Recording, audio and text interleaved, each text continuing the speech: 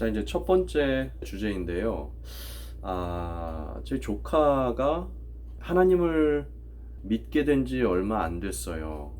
저희 누나 가정이 크리스찬 가정이고 조카들은 사실 모태신앙이긴 하지만 그렇다고 하더라도 뭐 신앙을 강요할 수가 없기 때문에 저희 조카 중에 한 명이 하나님을 최근에 믿게 됐습니다. 근데 의문이 드는 거예요. 뭐냐면 오케이, 하나님, 오케이. 이제 하나님은 알겠어. 하나님이 있다는 건 알겠어. 근데 예수님이 왜 굳이 필요할까? 그리고 왜 굳이 예수님을 믿어야지만 구원을 받을 수가 있을까? 예수님이 굳이 없어도 되지 않을까? 이런 생각이 드는 겁니다. 그래서 예수님에 대한 어떤 그 신앙에 대해서 굉장히 좀 혼란스러워하고 어려워하는 그런 고민을 들었어요. 그 고민을 듣는데 사실 굉장히 놀랐습니다. 왜냐면 저도 개인적으로 그런 고민을 아주 오랫동안 가지고 있었기 때문이죠. 그 전에 이렇게 안수받고 목회자가 되기 전에, 그 전에 사실 교회에서 오랫동안 리더로서 청년들과 함께 사역도 하고 오랫동안 기도도 하고 뭐 그런 신앙생활을 오랫동안 했지만, 그럼에도 불구하고 마음속 한구석에는 저도 그 고민이 있었어요. 왜 하나님으로 왜 충분하지 않을까? 왜 굳이 예수님이 하나님과 나 사이에 끼어들어가야 될까? 이런 어떤 그 의문이 있었습니다. 근데 말은 못하죠. 창피하니까. 왜? 나는 교회 리더니까. 그러니까 창피하니까 누구한테 물어보지도 못해요. 교회 리더니까 뭐 목사님들이나 사역자님들이랑 함께 이제 이렇게 일하고 그럴 때도 많이 있었는데, 이제 그 교회에서 리더를 하다 보면 뭐 사역자님들도 거의 준사역자처럼 저를 이제 이렇게 대하고 그러니까, 그러니까 거기다 대고 근데 목사님, 제가 솔직히 예수님 잘 안 믿어집니다. 예수님이 왜 필요하죠? 이렇게 말을 할 수가 없는 거죠. 근데 이게 굳이 저 하나만의 어떤 고민이라고 생각은 안 해요. 제 조카의 어떤 그 고민을 들으면서 저도 이제 그때 다시 한번 알게 됐는데, 교회에 의외로 이런 고민을 하는 사람들이 꽤 많겠구나, 그런 생각을 하게 됐습니다. 그래서 오늘 첫 번째 주제는 왜 예수님이 필요한가, 그리고 예수님이 믿어지지 않는데 그것을 어떻게 하면 좋은가, 이런 고민에 대해서 함께 얘기를 해보도록 하겠습니다. 사실 저도 이 고민에 대해서 정말 마음속으로 많이 고민하고 혼자 정말 끙끙 앓았던 그 시간이 굉장히 길었어요. 아주 오랜 기간 동안, 아마 정확하게 횟수로 세어보진 않았지만 아마 한 10년은 넘게 이런 고민을 했었던 것 같아요. 그리고 이 고민에 대한 해답을 얻고자 막 기도원도 찾아가서 밤샘 기도도 해보고 금식도 해보고, 그리고 매일 저녁 교회에 가서 기도하고, 이런 어떤 그런 열심을 가지고 열정을 가지고 나름대로는 그렇게 했었습니다. 그러면 예수님께서 사도 바울에게 나타나셔서 그렇게 하셨던 것처럼 저한테도 이상 중에 나타나셔가지고, 자, 내가 여기 있다, 이제 믿어지냐, 뭐 이런 식으로 말씀을 하시지 않을까, 그런 어떤 기대도 있었던 것 같고요. 그래서 그런 어떤 열심을 가지고 제가 기도원들도 많이 쫓아가고, 매주 철야 예배 밤새면서 계속 기도하고, 수요 집회도 가고, 찬양 집회들도 쫓아다니고, 그러면서 아주 열심을 내서 제 마음속에 풀리지 않는 그 어떤 고민에 대해서 좀 해답을 찾고자 그렇게 열심히 좀 노력을 했었던 것 같아요. 근데 결론은 못 찾았어요. 그렇게 해서도 이 만족할 만한 해답을 찾질 못했어요. 때로는 저를 전혀 모르는 어떤 목사님을 이렇게 만나게 돼서, 그 목사님도 이제 제가 누군지 모르죠. 그래서 이제 초신자인 척 하면서 그렇게 이제 물어보기도 했었어요. 그런데도 만족할 만한 대답을, 제 마음에는 흡족할 만한 대답을 얻지 못했던 것 같아요. 그래갖고 고민이 참 많았습니다. 근데 그것이 제가 신학을 하고 선교사가 되고 목사 안수를 받고 그런 어떤 과정들을 거치면서 이 그 가랑비에 옷 젖듯이 차츰 이렇게 이해되기 시작하면서 완전히 이제 해결이 되었던 것 같아요. 어느 순간인가. 그게 이제 정확히 딱 한순간에 해결이 된 것이 아니라 이렇게 차츰 이해가 되면서 납득이 되면서 어느 순간인가 이해가 됐습니다. 그래서 그 문제가 저는 해결이 됐습니다. 근데 물론 그렇게 이제 고민을 많이 하고 그렇게 하면서 사실 찾아가는 거예요. 하나님에 대해서 우리가 그렇게 알아가는 것이고 정성을 들여서 하나님을 찾아가고 알아가는 겁니다. 사실 그게 틀린 방법이 아니에요. 하지만 제가 이제 정말 그 고민을 정말 많이 했던 사람으로서 만약에 동일한 고민을 가지고 있는 여러분들이 있다면 제가 한 가지 팁을 드릴 수가 있는데, 제가 어떤 그 부분에서 가장 크게 이해할 수 있는 터닝포인트가 되었느냐 하면 그것은 그 삼위일체의 어떤 개념이었습니다. 삼위일체, 하나님과 예수님과 성령님은 동일한 하나님이시라는 거죠. 이 개념에 대해서는 뭐 안 들어본 사람은 없을 거예요.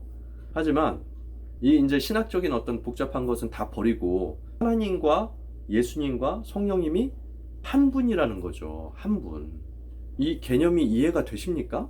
저는 신학교에 들어와서 그전에는 제가 그냥 당연히 삼위일체 하나님 그렇게 이제 뭐 부르고 찬양하고 그랬지만, 신학교에 들어와서 정작 진짜 이 개념에 대해서 딱 맞닥뜨리고 나니까 이해가 되질 않는 거예요. 이해가. 아니 어떻게 하나님이 있고 예수님이 있고 성령님이 있는데 서열도 없고 이분들 안에서는 어떻게 이렇게 완벽하게 한 분이라고 하는 걸까? 한 분인데 다른 세 분이 존재한다고 어떻게 이렇게 할 수 있는 걸까? 이게 무슨 도대체 어떤 것일까? 정말 혼란스러워지기 시작을 했습니다. 이제 결론은 사실 제가 개인적으로 내린 결론은 인간은 모른다라는 결론으로 도달이 됐어요. 왜냐하면 우리는 알 수가 없어요. 어떠한 신학자라도, 역사상 어떠한 신학자라도 이 삼위일체에 대한 개념을 완벽하게 이해하고 설명할 수 있는 사람이 역사상 단 한 명도 없습니다. 왜냐하면 하나님은 우리를 초월한 존재이기 때문에 그래요. 그 존재를 우리 인간의 어떤 짧은 어떤 그 두뇌로, 지식으로 담을 수 있는 분이 아니거든요.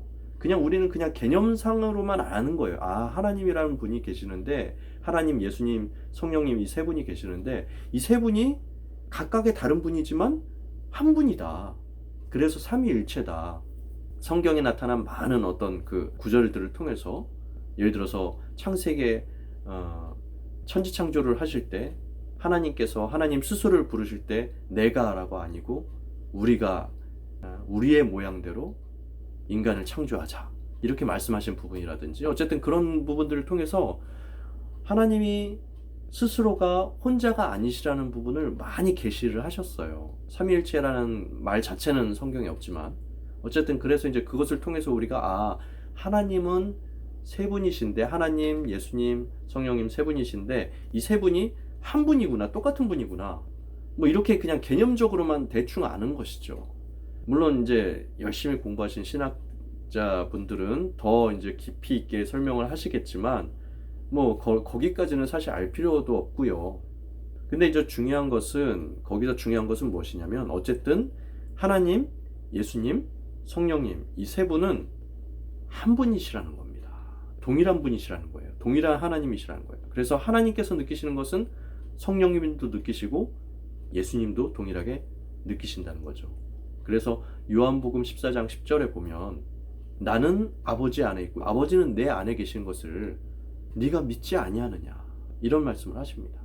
그러니까 예수님이 하나님 안에 계시고 또 동시에 하나님이 예수님 안에 계신대요. 이 개념이 사실 우리 인간들은 이해할 수 없는 개념이에요. 어쨌든 그렇게 존재하십니다. 근데 제가 이 예수님이 왜 나에게 필요한가 라고 이렇게 완전히 납득되었던 것이 무엇이었냐면 이 삼위일체 개념, 하나님이 예수님 안에 계시고 동시에 예수님이 하나님 안에 계신 이 예수님께서 십자가에서 나를 위해서 돌아가셨다는 거죠. 이해가 되세요? 무슨 말입니까 이게? 하나님이신 예수님께서 십자가에서 나를 위해 돌아가셨다는 거예요. 그 말인즉슨 곧 하나님께서 돌아가셨다는 거예요. 나를 위해서. 내가 하나님을 인정했잖아요. 그죠? 예수님은 잘 몰라. 예수님, 좀 어려워. 내가 어떻게 받아들여야 될지 모르겠어. 그런데 그래, 어쨌든 하나님의 존재는 인정을 해. 그런데 그 하나님께서 나를 위해서 십자가에서 돌아가셨다는 겁니다. 이것을 깨닫고는, 제가 좀 예수님에 대해서 좀 많이 마음이 열리고, 그리고 예수님을 나의 구세주요, 나의 구원자요, 구속자이시라는 그 고백을 진정으로 시작을 할 수가 있었던 것 같아요.